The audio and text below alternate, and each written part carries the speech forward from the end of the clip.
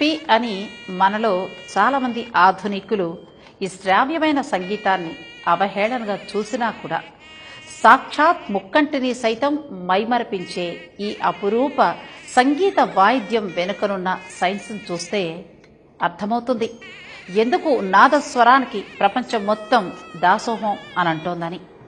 రండి, నాదస్వరం వెనుకనున్న సైన్స్ గురించి కొన్ని ఆసక్తికరమైన అంశాలను తెలుసుకుందాం.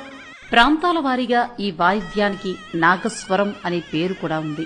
మంగళ వాయిద్యాలు అని మనం చెప్పుకునే మృదంగం, డోలు, సన్నాయి మొదలైన సంగీత సాధనాల మధ్యలో ఉండే ఈ సాధనం మనకు చాలా సుపరిచితమే.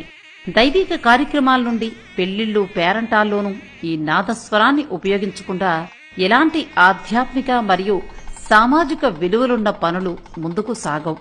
ఉల్లాసాన్ని, ఉద్వేగాన్ని ఒకేసారి పలికించగల ఘనాపాఠీలెందరో నాదస్వరాన్ని అవపోసన పట్టి మన సంస్కృతిని దేశ విదేశాల్లో మార్మ్రోగేలా చేస్తున్నారు.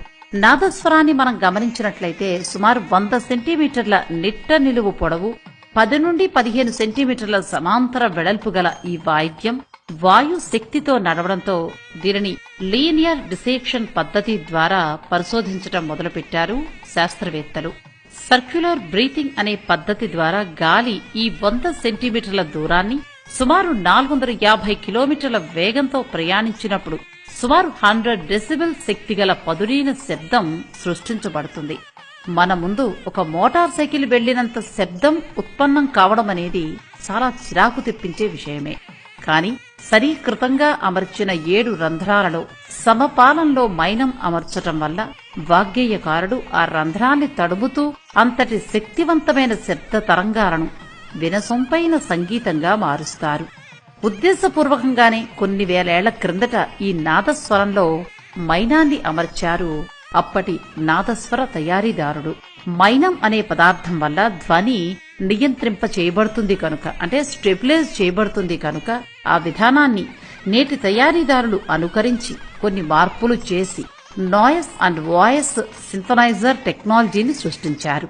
ఇది కొన్ని కోట్ల రూపాయల పేటెంటెడ్ రైట్స్ గా ఈ రోజుల్లో ప్రపంచ మార్కెట్లో చెలామణి అవుతున్నా కూడా సదరు కంపెనీ పెద్దలు నాదస్వరానికి చెందిన రీసెర్చ్ స్టడీస్ నుండే అది సేకరించబడింది అనే విషయాన్ని మాత్రం బాహాటంగా ఒప్పుకోకపోవడం అనేది వారి చిన్నచూపు ధోరణికి సజీవ సాక్ష్యం అని మండిపడతారు తమిళ వాగ్గేయకారుల సంఘాలు.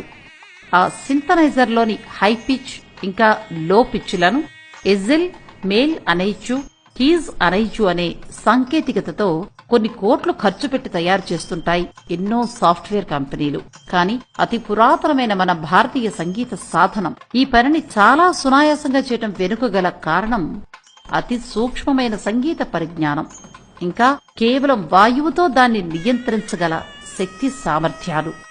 అలా ఒక ప్రాచీన సంగీత సాధనం సృష్టించిన సాంకేతికత ఇంకా మరుగున పడే ఉంది. ఇంకా సంగీత సాధనాల వరుసలో చోటు కోసం ఎదురు చూస్తూనే ఉంది.